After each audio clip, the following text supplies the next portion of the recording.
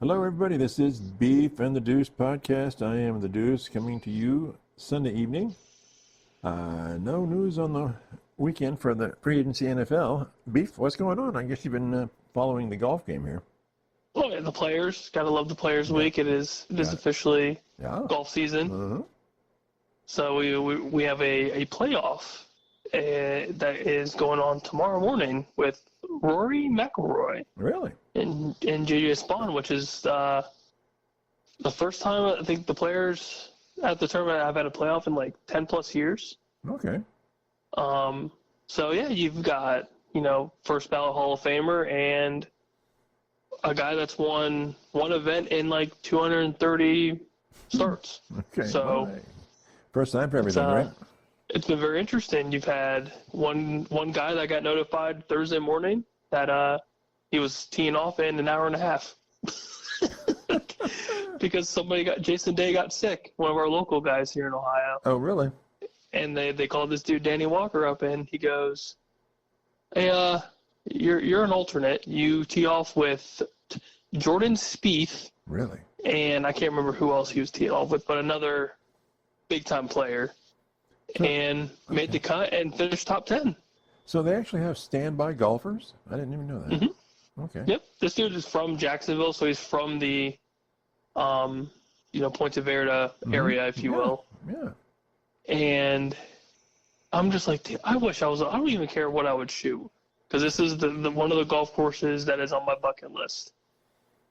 And, God, I'm just sitting here thinking to myself, like, could you imagine? You're a local kid, and now you're playing in basically the fifth major of the season, and you finish top 10.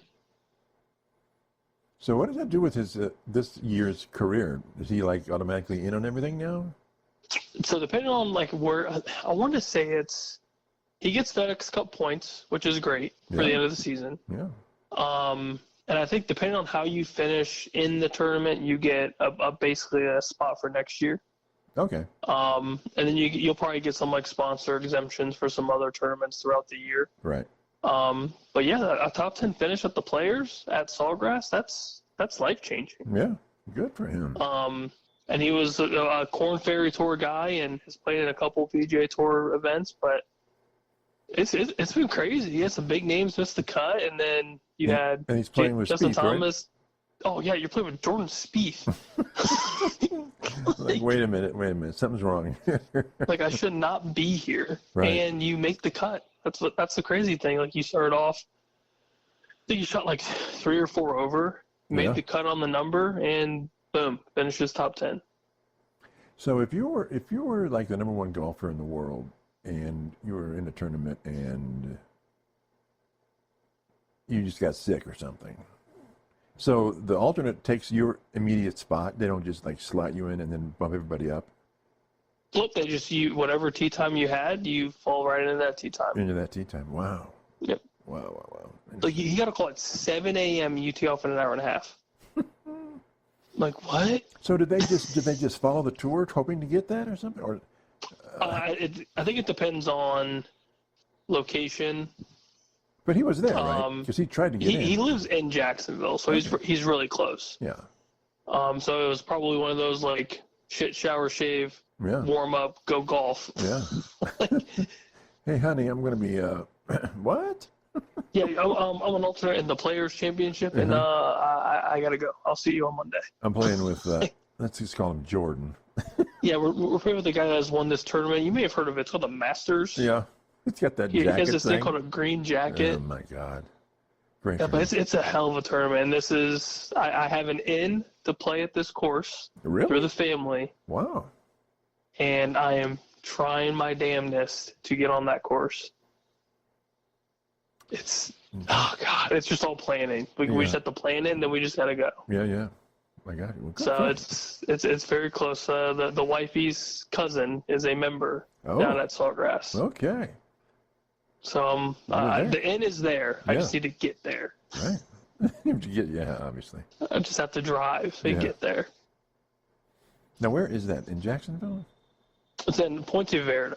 Oh, Ponte Verde. Technically is a city, so it's beautiful, beautiful, beautiful place. Isn't that where you go down to golf? I'm close. Okay. I'm very close to it. Okay. We go down to Vero Beach, which is about, 3 hours away. Okay. Which is, I mean, for golf, I will drive 2 to 3 hours to go play TPC Sawgrass. So is Sawgrass further south or north? It'd be north. Okay. So for our vacation destination, it is Atlantic, super far south. Okay. Not as far as like Miami, but we're closer to Miami than we are like the border of like Georgia, Florida area. Okay. So I mean, it's hot. Yeah. Now is that right on the ocean too?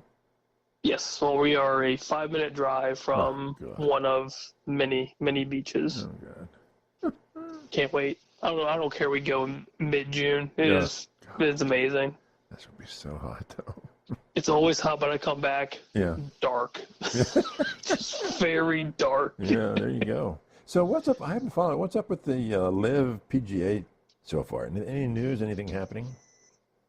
Not really. I mean, there's rumor mills as always. With some of the Live guys wanting tour status again, which like the Brooks Koepkas of the world are, quote unquote finishing their contract. Mm-hmm. But you have a lot of these guys that are, they missed the tour. Right. Because if you think about it, like Live, you get to go to Singapore, Hong Kong, like you get to go to these amazing countries. That's cool. Yeah. But you're not playing in the Players Championship. You're not playing at the Waste Management Open. These massive in-season tournaments. Right. You get to play in the 4 majors, which is obviously amazing. Those are the granddaddies of them all. Mm-hmm. But a lot of these tournaments, you go and like they're fun. Like who doesn't want to play the Island Green on 17 at Sawgrass? It's one of the most iconic holes on tour. The party hole at 16 at the TPC Scottsdale. Mm-hmm. Pebble Beach, the Pro-Am at Pebble Beach, another iconic course. So they'd be spending more time in the United States as well. Mm-hmm. Yeah, they would definitely be within the States. On the tour, obviously, but then Live, you're getting paid stupid oil money. Right. Which, again, that is 99.9% of the reason they left was money. Right. Now these PGA purses are for these for the majors and then the signature events. The purses are $25 million plus for everyone being paid out. Really? That's insane. Like the winner of the Players tomorrow is getting $4.5 million. Nice. So, the pay structure outside of the Live contracts themselves, to transfer over, the pay is very similar tournament-wise. Yeah. But you got to win it in PGA. Yes, but you have to win. Which, again, like the Bryson DeChambeaus of the world, the Brooks Koepkas, the Dustin Johnsons in his prime, the list goes on and on and on. Those John Rahm, like those guys can win any tournament that they want. Now, would their product contracts, would they make more in the United States than they would say for Live in the Middle East, just because there's more eyeballs on the brand and stuff? I would say probably, and then you would have more of the backing of like the PGA Tour. Yeah. I guess pros, if you will, mm-hmm. like the guys that are for the PGA and, very against the Live Tour, which at the end of the day, money, there's not a piece of money that isn't dirty. That is my opinion on them. All money's dirty somehow, some way. So I don't care how you get it. Right, yeah.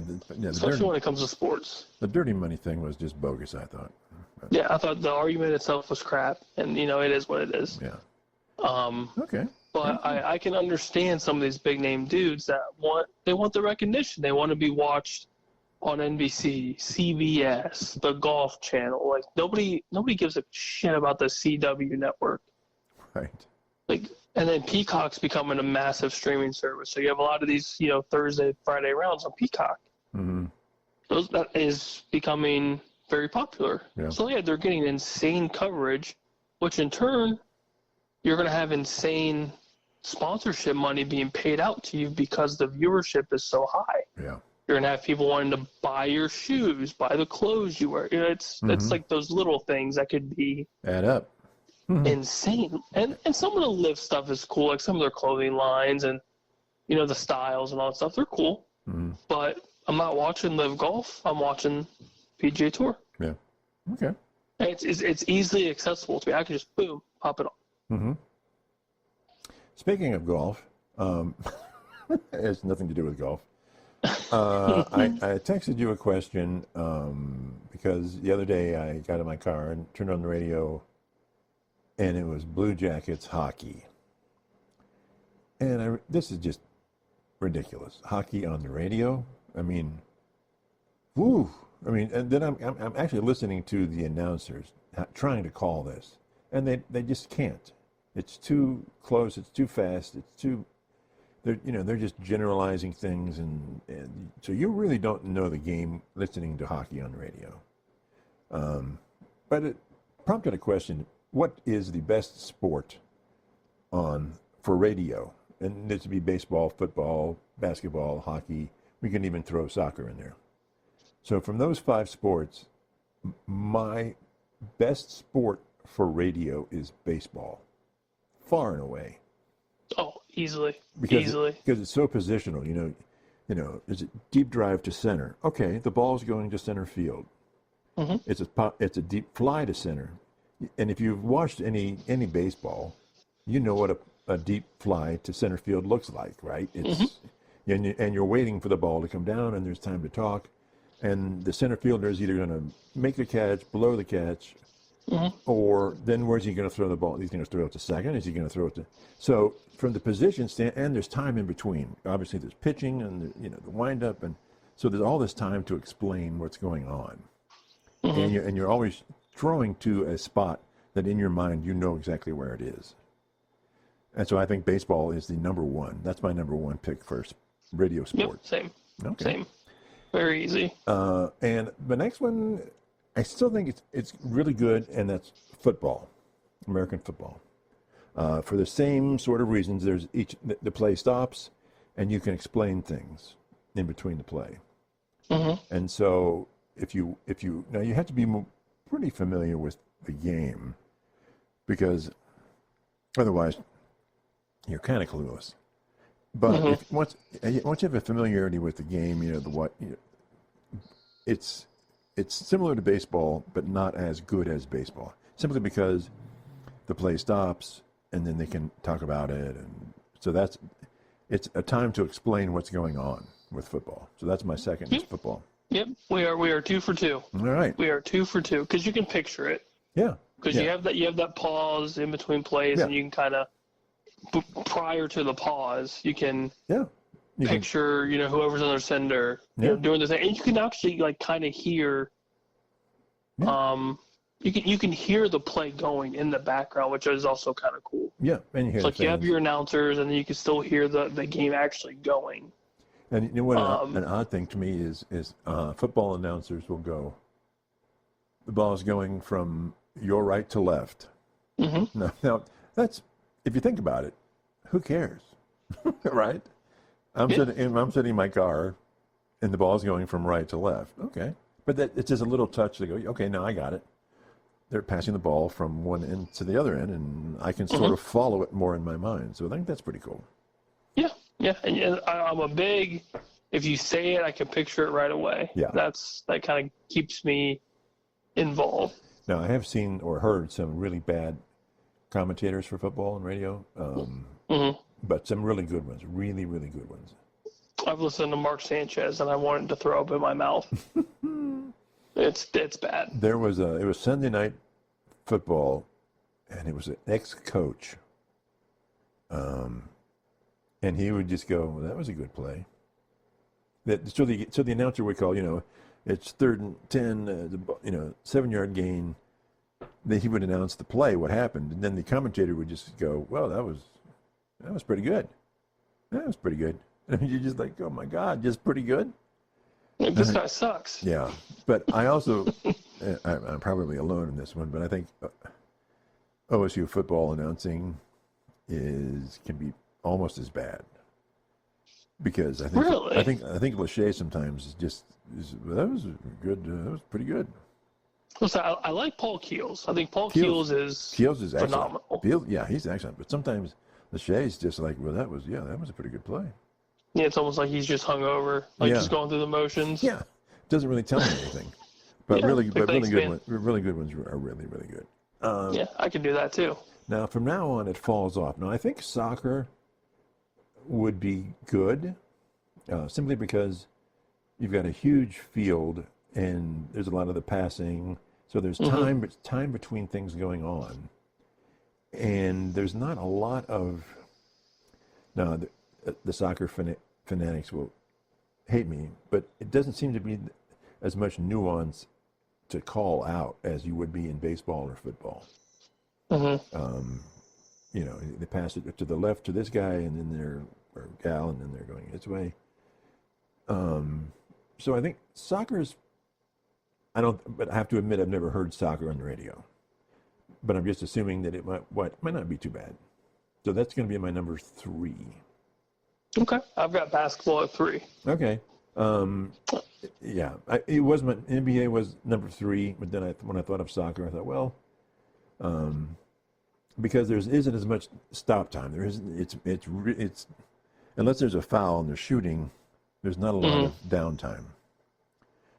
But it's pretty good. It's pretty good. But I think. Oh yeah, because you can hear a little something, and then like for a lot of the Buckeye basketball games I've listened to on the radio. Whether I'm like driving somewhere or on the way home from wherever. And we're spoiled with Paul Keels, and he's phenomenal at what he does. He works his butt off. So like for him doing those Buckeye games for football and basketball, he's phenomenal. But even some of like the NBA coverage, like playoff coverage in particular, those guys crush it. Absolutely crush it. Okay. Now there's times where they botch it, and it's tough because it is nonstop. Boom, boom, boom, boom, boom, boom, boom. Yeah. But watching a decent amount of basketball as I do now, especially from post All-Star break through the playoffs, when we get a little bit of NBA coverage for it, it's pretty solid. Okay. And then the worst is hockey. I just it's a joke to me. It's just things move way too fast. Even as much as I've seen hockey and I like hockey visually on the radio, I don't know. Those guys are just hamstrung. How do you call when you've got 5 guys around the net and you can't hardly even see the puck? It's definitely tough. It's definitely tough. The only saving grace is they raise the tone of their voice when it gets tight. They raise the tone of their voice, and you hear the fans start to scream and shout. So I love the goal. I love the goal. Well, yeah, but how many of those happen? It's very rare. Yeah. I'll have another question on that one. But so they raise their voice, and the guy that does Blue Jackets is pretty good. And of course the fans start going crazy when the puck's that tight into the net. And my problem with soccer and hockey is a shot on goal. I mean, they're screaming, but it doesn't make it doesn't go in, doesn't hit the pylon. It just hits the back wall. And boy, wasn't that a great shot. And the same thing with soccer. It doesn't even come close. And people are thinking it's a great thing. If Michael Jordan threw up a basketball and it didn't hit the rim, didn't hit the backboard, didn't hit anything, and just dropped, people wouldn't be screaming, going, "Wow, that was close, man. That was so close." This doesn't happen. No one goes, "Wow, the quarterback missed the guy by 2 feet. What a great throw." You know, it doesn't. Am I wrong here? But it's just like that's. But what else are you going to do? There's so few. I guess I don't hate it. I do like that the tone of voice changes the closer it gets to the goal. Yeah. For both sports, and then when the goal does hit, you're kind of pumped up. Like, I'm not a fan of either of these teams, but I'm kind of juiced up. Yeah. And what else are you going to do? So I think that spot's cool. I think that's. I mean, other than that, it's kind of meh. It's very just like hockey. It's super fast. Pass to here. Yeah. You know, and whatever, and then you get like a top bar shot, and you kind of hear the ding. Like, that's cool. Yeah, but you don't really know or it hit off his skate and ran into the net. Mm-hmm. You just can't. There's no way if there's that many guys around the net, and that ball when that puck goes in and then it bounces off one guy and hits the skate of another guy and then comes in the back door. It's like you can't call. There's not enough time to call that. It's tough for sure. Yeah. But the anxiety of some of like the Stanley Cup playoff games, stuff like that. Mm-hmm. Like those are cool. I don't listen to it enough to be like, yeah, I'm a big fan. Mm-hmm. But I wouldn't say I hate it. I think I'd be a little bit more bored with soccer, if anything. Yeah. At least until the high stress moments. But there aren't that many. There aren't that many. Yeah, not many. And so at least with hockey, it keeps my attention because it's very back and forth. Yeah, there's line changes and everything else. Yeah, so I think I could do hockey at 4, and then I would probably go soccer at 5. I make soccer my last. Okay. So I have a recommendation. I listened to 2 quarters or 2 periods of the hockey game last night. Here's my recommendation. The Deuce recommends changes to hockey, right? Okay. 4 12-minute quarters, 5-minute break. None of this over-long breaks because the announcers have nothing to talk about that's relevant. Mm-hmm. Oh, my God. Well, and then I don't know how the score ended, but at the end of 2, it was 2-0 the Rangers. And all our guys could say was, they're playing really good. They're playing really hard. Problem is, we're down 2-0. And I'm like, okay, so there's a disconnect here between you're playing really hard, you're doing a lot of things right, and the other team is beating you. And, so anyways, so in other words, what would be a blowout score in hockey? What's a dominant, like 2-0, 3-0? I think 3-0. I would say 3-0 and above. Yeah. I would say shutouts for sure. I mean, if it's 1-0, obviously that's close. 2-0. That's not a blowout. Still relatively close. Yeah. I would say anything 3 and above would be like, ooh, that's bad. And if you get to more than 5 or more, that's like cringe. Oh, that's cringe. That's called a massacre. Yeah. In hockey, yeah. And then like jobs I used to have South American guys I worked with from Peru. Of course, football for them is everything. Mm-hmm. And they would be a 0-0 tie. And they loved it. And I'm like, you've got to put me out of my misery now. Yeah, stress, just constant stress. Yeah. Oh, nothing. How exciting can that possibly be?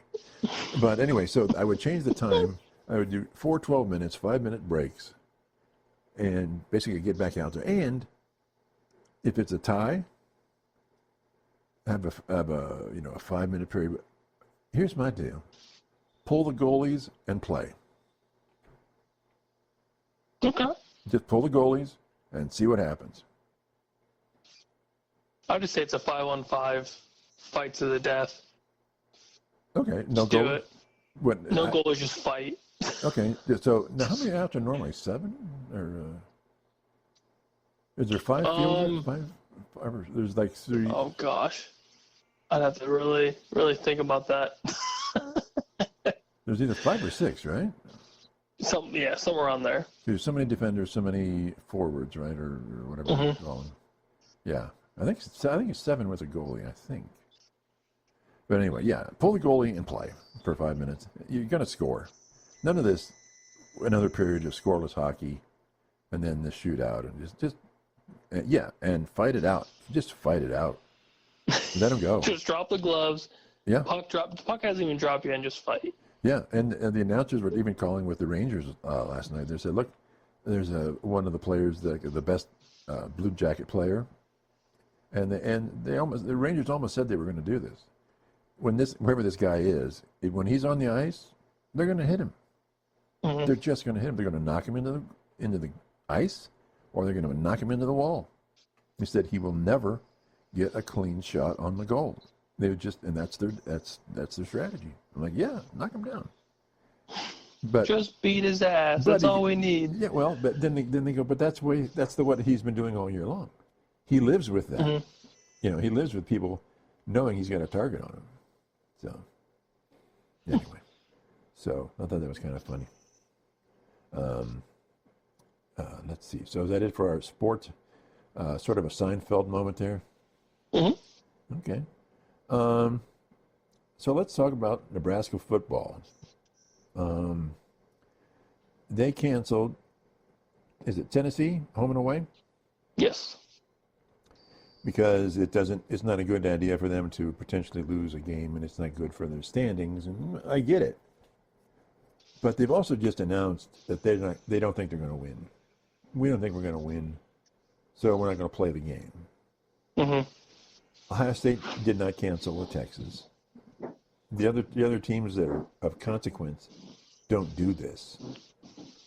So I think it's everyone. To me, it's just sending a message to everybody else. Hey, don't schedule with Nebraska if you're an out of conference big team. Don't do it because you might get now. So now Tennessee has to figure out for the next 2 years somebody to play. Yep. And it's not easy to find another in the last moment somebody to play a game. Yeah, because they're scheduling stuff out 5+ years ahead of time. Yeah, and they're going to lose revenue. Now it's going to cost Nebraska a fortune to do this. Mm-hmm. The contracts are such that they're going to pay out the butt to cancel this game. And to me, it's just a bad look for Nebraska. If they want to be considered top level, play the damn game. Yeah, it shows a lot of weakness. Yeah. It shows Matt Rule's scared to lose. It shows that the big wigs that be are so focused on a winning record that they're not going to schedule good games because they want an easy schedule to make it to the CFP essentially, or make it to the Big Ten championship. Right. Which is trash. Yeah. It's terrible. Yeah, but so I think we talked about it. Didn't we talk about the play-in? I know Urban Meyer was saying the play-in, the championship weekend. I think we talked about it a couple of times ago. Mm-hmm. The championship game and then the 4 plays. Basically, the top 6 teams in the Big Ten are playing to get in 4 spots. Mm-hmm. The top 2 are automatically in, and then the other, which I think is great. That way, basically, a third of your conference has a shot. Yep. And it's a huge ratings boost for TV, and it's going to make them a ton of money. So. Okay, and it all makes sense because there's no excuse of you getting in or not because it's up to you to win. To win. Yeah. And if you don't win, obviously you lose, and there goes your shot at making it. Yeah. And there's nobody to blame but yourself. But you're probably going to get a decent bowl game. Oh yeah, absolutely. You'll get something decent for sure. Even if you lose, you'll make a ton of money. Yeah. Your players, NIL wise or sponsorship wise or whatever, they'll make money and get their gift packages or whatever. Yeah. And it'll all be fine and dandy. Yep. Unless you're James Franklin and you'll just bitch because you can. You never miss a shot. That old Jamie, don't you? I hate him. I absolutely hate him. Okay. But it's true. All he does is sits there and just runs his suck. Okay. For whatever the reason may be. Hate that dude. Okay. So we've just agreed that Nebraska sucks. Yes, Nebraska's scared. They're a certain word, and I won't say it, but they are. Don't. Yeah. I got it. I got you. But and I'm sure most of the Big Ten agrees with that. Absolutely. I mean, you brought up the OSU Texas matchup. Regardless, if we win or lose, that is a massive revenue sharing game for both sides. Yeah, and it's a game that we're good enough to play that game. Yes, it is massive primetime television. All eyes are going to be on that game. Nobody's going to give an absolute shit about Nebraska and UL Monroe, or whoever they're playing. Right, and it's a recruiting thing. If you're playing, it's huge, absolutely huge. Yeah, I mean, Michigan, whether we like Michigan or not, they do the same thing. They schedule the big teams. And it's respectable. Yeah. You look at a schedule and you're going, yeah, that is a tough schedule. Yeah. Like, are they going to lose? Maybe, possibly. Maybe not. But look at what Michigan is still bringing in after, a very average season. Yeah. They brought in Bryce Underwood, 5-star, big-name quarterback. Yeah.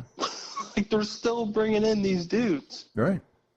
OSU, even after coming off a national championship, still churning 4 and 5-star guys, just constantly. Yeah. Because we're scheduling the best teams. Right. We're playing in the best conference. Like, Yeah. like the list goes on and on and on. Yeah. Guess who's not getting 4 and 5 star guys on the daily? Nebraska. Nebraska. No. Yeah. Sorry, Matt Rule. You suck. I mean, it is what it is. People want to play for Ryan Day. People want to play for Dan Lanning. Yeah. Yeah. Okay. I I was looking at the schedules for, like, Oregon and Washington and, of course, Ohio State and Michigan. And they play big out-of-conference games every year. Yep. I mean, USC constantly plays Notre Dame, right? Yep. It's Yeah. like, I mean, it's what you have to do. If you want the best players in the nation, you play the best teams, regardless if you win or lose. if you want to play with the big boys, you got to play like a big boy. Yep. And the big boys also have big money. So if you're a big name player, you're probably going to get some big name money. I mean, you got Jeremiah Smith at 19 years old rolling around in a nice Lambo. Yeah.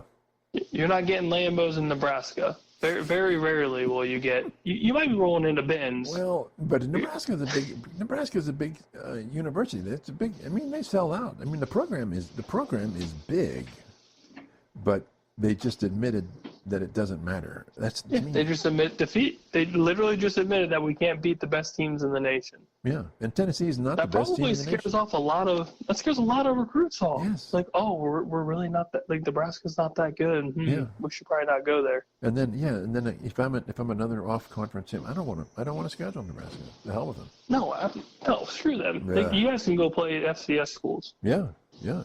Well, you're paying these teams to play you. Yeah, absolutely. Yeah. It's insane. It's a bad look. Very, very bad look. Okay. Aaron Rodgers. Well, oh boy, I love that we're ending with Aaron Rodgers. Oh, yeah. I love it. Nothing. I haven't heard of anything over the weekend. I saw, and I mentioned it to you, a former agent, apparently a big agent, said he would expect that if Rodgers doesn't go to the Vikings, that he will just retire. Mm-hmm. And I'm thinking, well, why would that be? And then, of course, basically, the Vikings would be the best team available for him, right? I mean, so why go? I mean, why go to the Giants? You're not going to play more than a year or two. Why end it in Death Valley? That's just literally. I mean, and why go to the Browns? Why go to the Browns? Or and then I saw something today. Someone really was down on Fields going to the Jets. He says the Jets are death for quarterbacks. Death for quarterbacks. Maybe worse than the Browns, although I find that very hard to believe. Mm-hmm. But he said, Fields played his butt off in Chicago. He said, I don't think he got a fair shake in Chicago. He goes to Pittsburgh, plays 6 games, is 4-2, then he gets benched. And now he's going to go to where quarterbacks go to not do well. So he thought the best thing for him would have been to just stay in Pittsburgh. But he chased the money, and that's what you do, chase money. Yeah, I mean, I don't. But I agree with obviously him. the Jets suck, and that's a given. Yeah. But I think a new face with New York, with the Jets, with Aaron Glenn being, I know it doesn't mean anything, former player, understands the culture for the most part, and is kind of bringing in his coaching staff, his kind of play style, his swag. And they're gonna. It sounds like they're gonna build around Fields with this upcoming draft. So you pair Fields and Wilson, and that's great. I think that's a great starting point. It's a good idea. Yeah, Breece Hall's still there. I mean, you still have a rushing attack. Yeah. But yeah, it's tough when the culture has just been so bad for so long. Yeah. Since the 60s.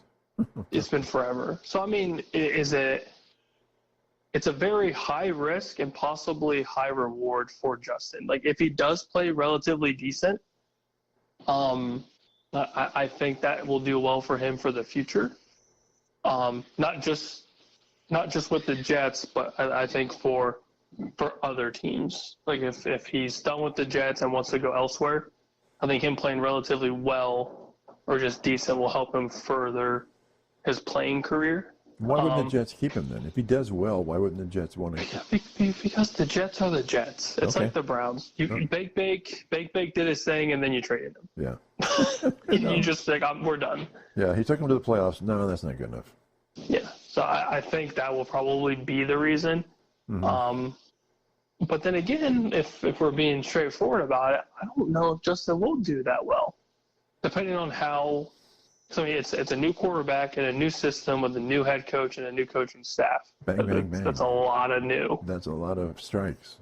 Yes, that's a lot of new, and you're also playing in the East, which isn't easy. So yeah, I don't know. I mean, wish him the best, but I mean, again, if you're getting guaranteed $30 million in a big market like New York, take it. I mean, take the money. Yeah, the Steelers are only going to give him, what was it, like a 2 for $20? Yeah. Something like that. So a relatively smaller deal. Yeah. And it already sounded like they were going to draft a quarterback anyways. So maybe it was Tomlin in the front office being like, we are drafting a quarterback. You'll have to battle for this spot. He probably said, screw this. Mm-hmm. Then I don't blame him. Don't blame him at all for doing that, because at least now it's you. And as of right now, it's you and Tyrod Taylor. My bets are going to be on Justin Fields probably starting, week 1. So you can't blame the guy for wanting to start, and you're going to go somewhere when you know you're going to start. And you're going to get paid like a starting quarterback, at least for now.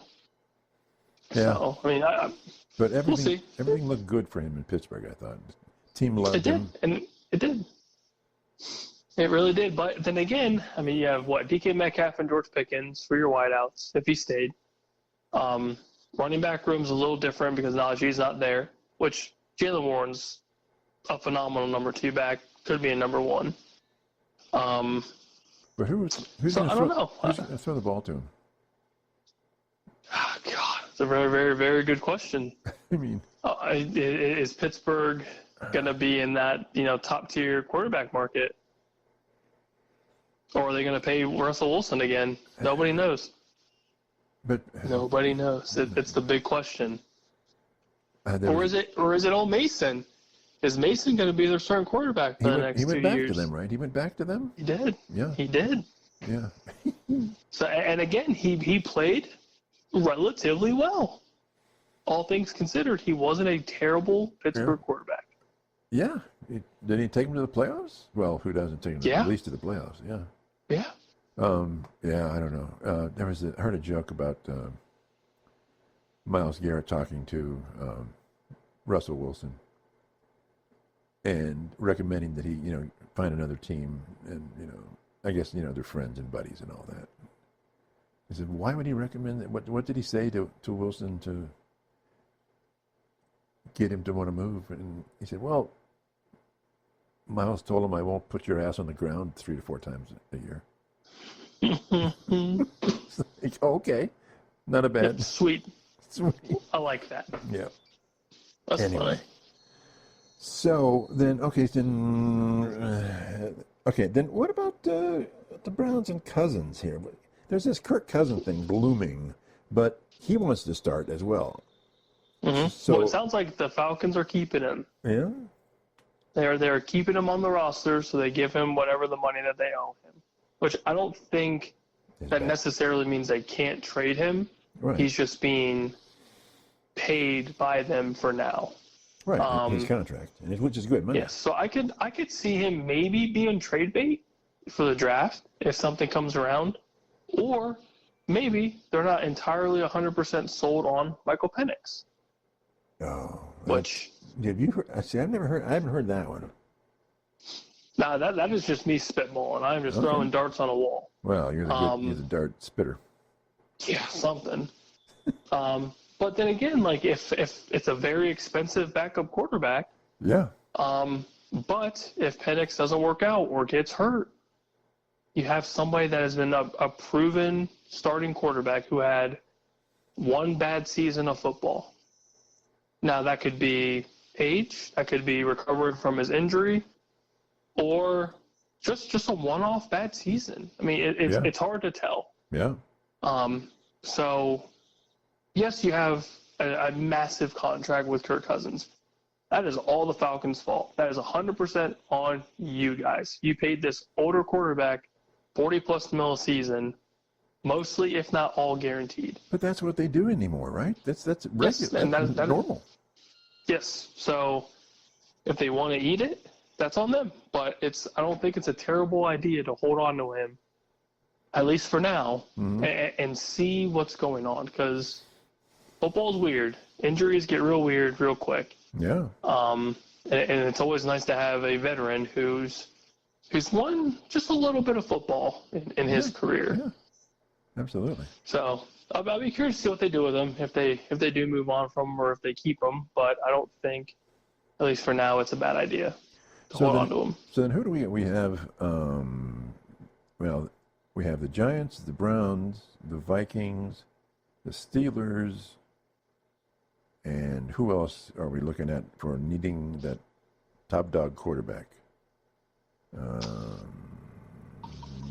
Tennessee. Are they going to go with Tennessee's still looking QB. They'll probably take Cam Ward. It's almost certain, I think. Yeah, I kind of assumed that one. Yeah.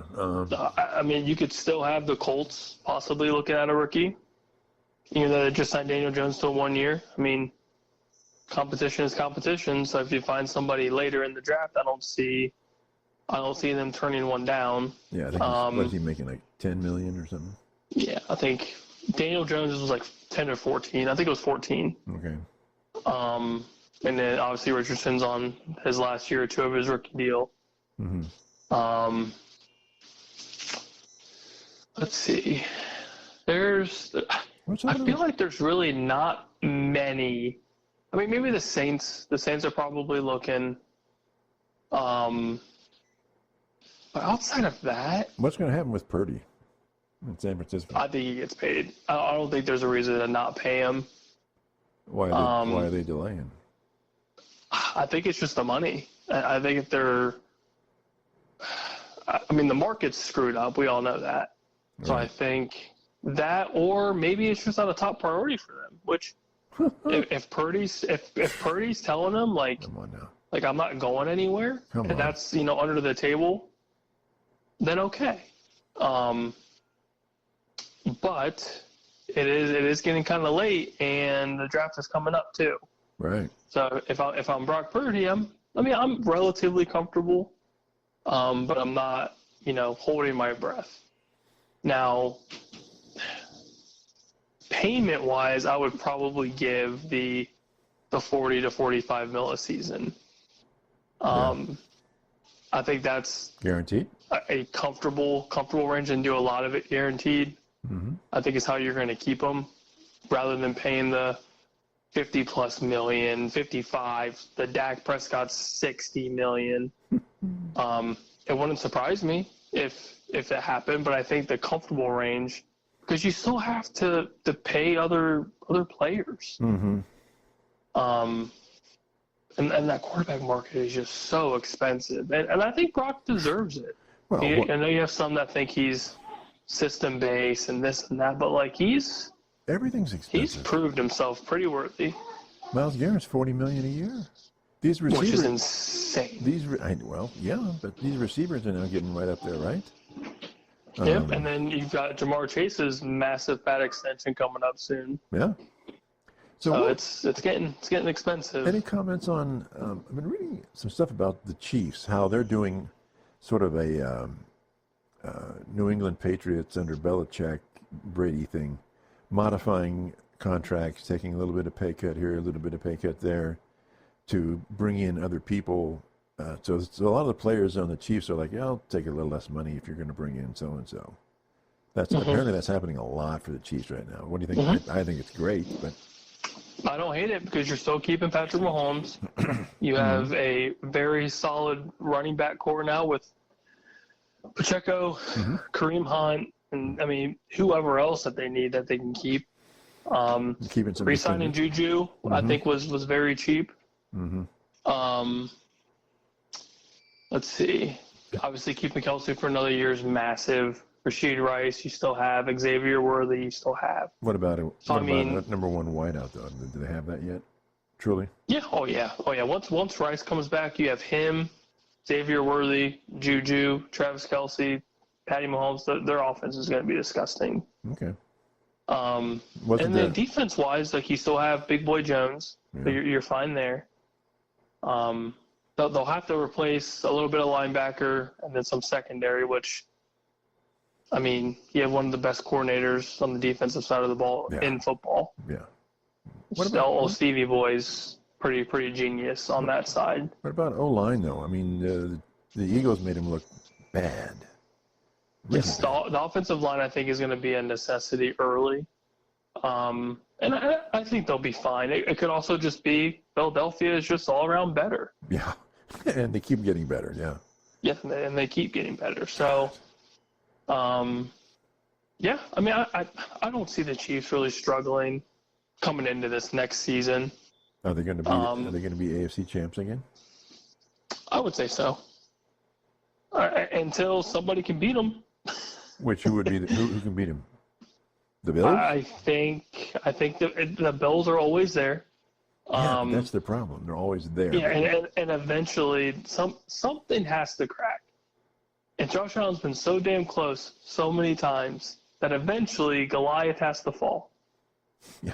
Eventually. Yeah. I don't know when. That's I like your theory.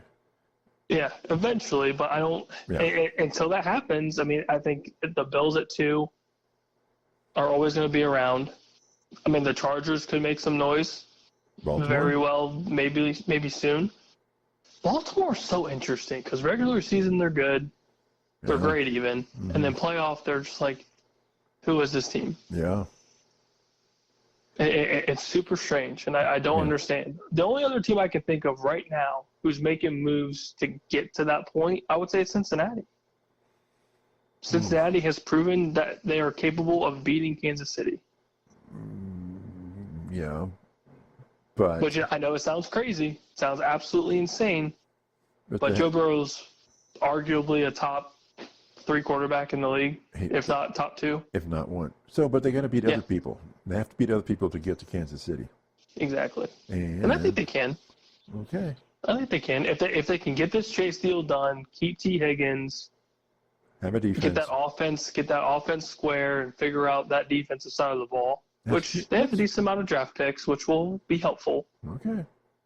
And then this whole Trey Hendrickson thing, like if they can keep him, great. If not, that's a massive, massive hole. Yeah. Yeah. But I mean, it's Joe Burrow.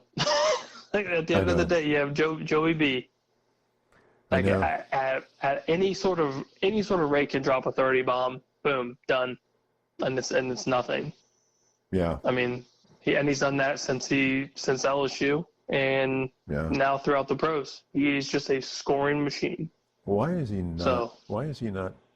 Obviously, he doesn't have the hardware to show for it. But why is he not better than Mahomes?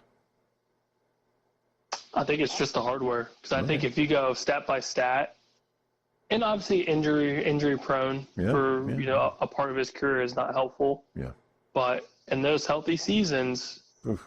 Joey B's dominating. Him and Patrick Mahomes are neck and neck. Yeah. And if not, without the hardware and you just hit stat line side by side, I feel like it's very close. Yeah.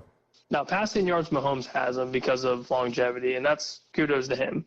Mm-hmm. But Joey's there. He's got everything he needs, but he just needs the team to come together. Yeah, that's the hardest part, is just getting both sides of the football to become one good team, not just great offense, mediocre defense. I was watching an interview with a former head coach in the NFL, and he said, you can bring all the pieces to your puzzle together, and you're going, wow, I've got all the pieces, but if they don't fit well together, he said that's what a head coach does. Makes things fit well together. All the talent in the world isn't going to win you games. It just won't. Yep. And it's so much as the quarterback. He said the quarterback room. He says that's what Mahomes and Burrow and all the truly great quarterbacks when they're in there. And he said Brady was. Everybody knew who Tom Brady was. the training camp and the film rooms. When Brady walks in the room, everyone goes, "Oh, that's Tom Brady," but he wasn't Mr. Tom Brady. He was just a guy with his notebook, and he would sit down with everybody else and work hard. And that's what the good ones do. They don't go, "I'm Tom Brady." They believe me. He says they know who Tom Brady is. They know they know who Burrow is. They know Mahomes. They don't have to project it. They just are. And that's what makes them part of the reason they make them great. Yep, you're the dude, and people know why you're the dude. You don't need to explain. You have to explain yourself. Everyone knows you. Yeah. Okay. Well, I'm sure there's other stuff to cover, but we're pretty well into this, and we'll see what's happening next time, right? Oh yeah, it's March Madness time. We got to get these brackets going. Oh my God! Oh, start filling them out. I'm terrible at that. Okay, we'll do that. See everybody next time. It. Bye.